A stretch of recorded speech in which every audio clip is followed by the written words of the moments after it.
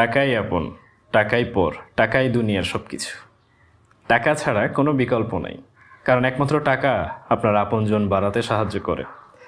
ধরেন আপনি একটা মেয়েকে ভালোবাসেন, কিন্তু আপনার অর্থনৈতিক সমস্যা প্রচুর, কিন্তু আপনার ব্যাকগ্রাউন্ডটা খুব বেশি একটা ভালো না, আপনাদের আর্থিক অবস্থা খুবই অসচ্ছল। দেখবেন মেয়ের ফ্যামিলি থেকে কেউ আপনাকে পছন্দ করবে না, কেউ আপনার দিকে আগাবে না। কিছুদিন পরে মেয়েও আপনার কাছ থেকে দূরে চলে যাবে, আপনাকেই ইগনোর করবে। যখন ভালো একটা সম্বন্ধ আসবে, ভালো কোনো একটা ছেলে আসবে টাকা পয়সাওয়ালা, তখন তার কাছেই সে ছুটে চলে যাবে। এর কারণটা কি জানেন? ওই যে টাকা।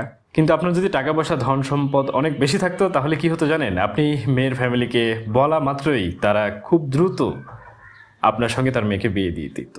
হ্যাঁ, আমি এতক্ষণ যেটা বললাম ওইটাই, টাকাই একমাত্র আপন। কারণ টাকা আপনার প্রিয়জনকে বাড়ানোর জন্য খুব সহযোগিতা করে। যখন আপনার কাছে টাকা পয়সা থাকবে, ধন সম্পদ বেশি থাকবে, আপনার আশেপাশের অথবা অনেক দূরের মানুষও আপনার কাছে ছুটে চলে আসার চেষ্টা করবে। যে কোনো একটা অনুষ্ঠানে, যে কোনো একটা প্রোগ্রামে, সেটা পলিটিক্যাল কোনো অনুষ্ঠান হোক বা আশেপাশে যে কোনো একটা অনুষ্ঠান হোক, আপনাকে সেখানে প্রধান অতিথি হিসাবে ইনভাইট করবে। কারণ একটাই, টাকা, পাওয়ার অফ মানি। এই টাকার আলাদা একটা শক্তি আছে, যে শক্তি অন্য কোনোটার ভেতরেই থাকে না। সো আমি সবাইকেই অনুরোধ করব, ভাই লিগ্যাল ওয়েতে টাকা উপার্জন করেন।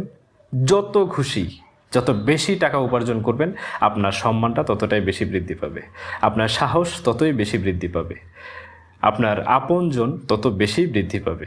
সব কিছু থেকেই আপনি সবসময় এগিয়ে থাকতে পারবেন। তার মূলে রয়েছে একটাই, সেটা হলো টাকা, অর্থ, সম্পদ। এগুলো যত বেশি বাড়াতে পারবেন, যত বেশি করতে পারবেন, আপনি সমাজের চোখে ততই সম্মানিত হবেন।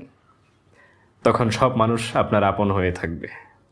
আর যদি এগুলো না থাকে, টাকা পয়সা ধন সম্পদ যদি কম থাকে, আপনার বাড়ির গেটের সামনে কুকুরও এসে দাঁড়াবে না, আপনাকে কেউ রাস্তায় সালাম দিবে না, আপনাকে কেউ যে কোনো অনুষ্ঠানে আপনাকে ইনভাইট করবে না, আপনাকে মানুষ চিনবেও না।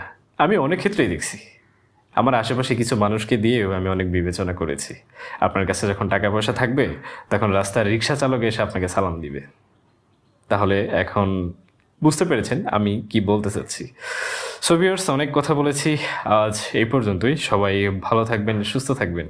আসসালামু আলাইকুম।